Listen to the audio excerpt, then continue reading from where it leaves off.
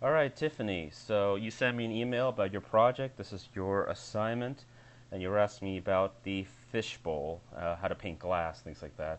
Okay, so first off, thanks for sending this to me. Now, you can see here, compared to your file, I actually ended up working on it some, just filling things in and things like that. And also, you sent me a JPEG, which is perfectly fine, but I actually ended up having to separate the file, and you can see here I put up kind of a proxy for a fish. I guess he's reading to a little cracker fish right now, and then separately, here's the bowl. And number one rule with glass is actually the first thing you do is finish everything else.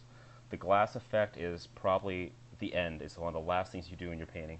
Alright, so I just went ahead and filled this in. Obviously, you're going to do that yourself. And also the fish, I'm going to leave that design up to you. I know you asked me about that, but I'm just going to encourage you to just get creative about this. And I'm not going to give you much on that one, just because I want to see where you come from, where you go with on that one. Okay, so now, for now, let's just assume that Stitch here is completely rendered, he's done, etc. We're going to go ahead and work on this fishbowl, okay? So, a couple things. First off, let's go over here. This is a photo I pulled right off the internet of a fishbowl. And one thing you have to understand about glass is that while it is transparent, it's not completely transparent. And as it goes on the corner here, it actually starts to get less transparent. And the best way I can do this, to demonstrate this to you, is by showing you this. Let's say you've got your fishbowl, right? And this is an overhead view of your fishbowl. So you're looking down on the fishbowl, and this is the corner, okay?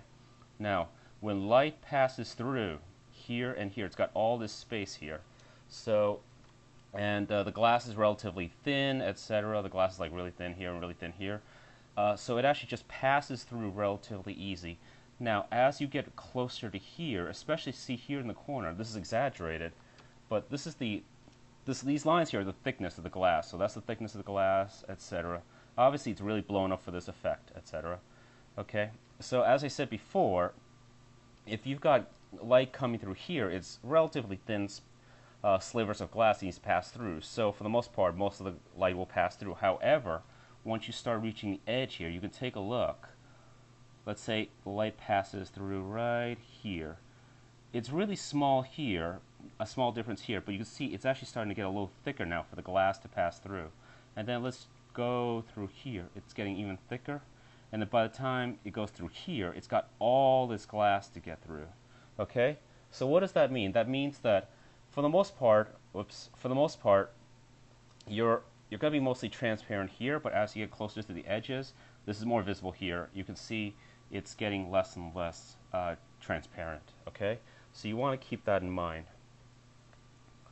And one more thing also you notice, I don't know if you can put things into your fishbowl, but you notice that the idea of atmospheric perspective is exaggerated. So you got these plants right here which are really sharp, and then the plants in the back which are really blurry. Okay, and might not be the best painting, best photograph for it, but basically you can kind of tell the child's face is distorted, and we can go into that in a little bit. And finally, one more thing is that you see you've got a reflection off the glass. So those are a couple things to keep in mind. Normally, I would not ask you to keep all this in mind. I would not have asked you to do all this, but now that you've asked me and I'm showing to you, well, now you got to do it. So, sorry. Anyway, so let's do this one thing at a time, okay? So, like I said, it's really more opaque here and then more transparent here, and the gradation is very gentle. So what we're going to do here is I'm on the fishbowl layer now, and let me just get rid of this. Actually, I'm going to keep it. So what I'm going to do is actually start a layer mask. And I'm going to use a radial gradient. And then we're just going to go ahead and actually, before I do that, I don't want it to affect this rim here. So I'm going to go ahead and use the marquee tool to just kind of select only the oval part, and this part is untouched. And I'm going to use the gradient tool at black to white and I'm on here on the layer mask, and just drag it to about there. So you can see already just really quickly, it's actually not hard to get a fairly good amount of effect of the transparency. This probably could be a little more transparent, so I'm actually still in the layer mask. I'm going to hit Command L. And let's go ahead and try to make it even, let's experiment with making it even more transparent. Yeah, that's not bad. Okay, that's not bad. Now, so what you're going to do after you do that is you're going to paint in your water layer.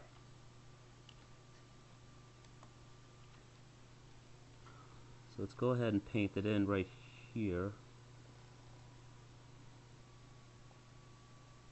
Sorry if my Photoshop is suddenly slow. When I run this dear old computer of mine starts to get really slow because it hates it when I run video.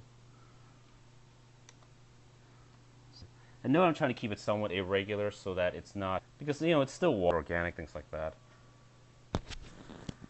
Excuse me. Possibly coming down with the same bug that affected my fiance, so I hope it's not the case, so I'm not coughing all over you guys. Throw in some rocks here. Fancy. Layer or two.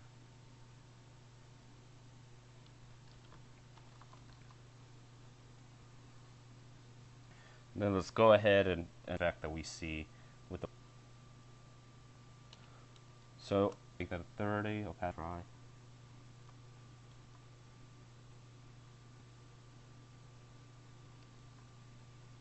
Put this over there, and then I put it on the same layer. Oh well. Darker and now, actually, before I go any further, so I'm going to go just a little, kind of push it in the background, and then what we're going to do is paint it color.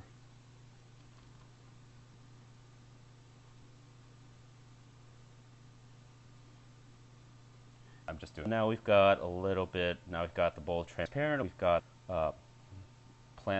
fake plants. And let's go ahead, throw a few in just to.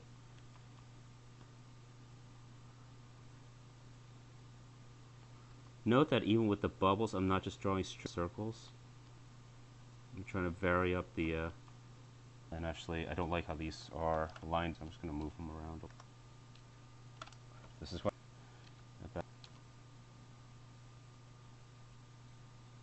Deal with the computer. What we're going to do now is simulate the lip here. This lip is very thick, so we're actually not going to hide very much, but we got to put some in. Not quite that strong.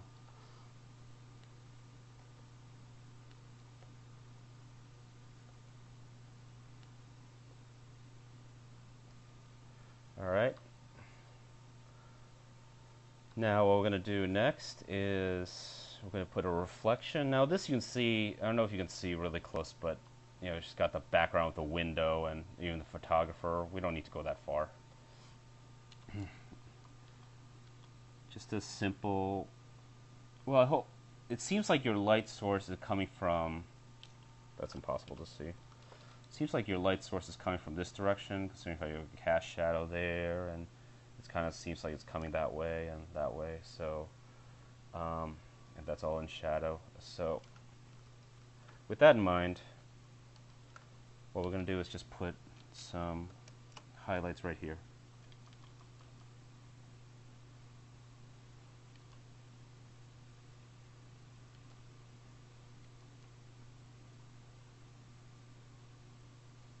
Something like that. Alright. And finally, one more thing. Now the fish himself is distorted. He's fine because he's in the water, etc. But Stitch actually will be a little exaggerated because he's actually going to be distorted. And he's going to be distorted by the globular shape, the spherical shape of this bowl. And to give you an idea of how that works, this is actually an exercise I did with exactly that transparent round object, how it distorts light around. You can see it kind of bends it. It bends it around the shape. So anything coming through will basically bend around the contour. So like this, etc. If those lines were, this checkerboard line was going like across, like here, it would do this. It would just follow along the line. Let's say this checkerboard line was right here. It would probably do something like that. So in this case, not too hard to do actually. What we're going to do is select, first let's go ahead and select, I'm holding down the command key again. Click on the fishbowl, so now I've got the fishbowl selected. Let's go down to stitch. And keep in mind, in order to do this next step, you have to have, stitch has to be flattened, okay? So I know you probably have a bunch of layers, so what you're going to do is make a flattened copy of your painting minus everything behind the fishbowl. So stitch, all his layers, minus the fishbowl and anything inside of it, okay? I hope that makes sense. So in this case, obviously stitch is all in one layer, so what I'm going to do is actually copy him. I'm going to go through it. Let's say this is like a million layers, okay? So we're going to do Shift Command C and then Shift then Command V. The Shift Command C will actually flatten everything into one for you. Alright, actually I did it here and it actually even copied the bowl, so I'm just going to have to get rid of that. But that should work for you. And if it doesn't, let me know. Okay, so basically what I have now is like this cutout of Stitch. And what we're going to do actually is we're going to transform him.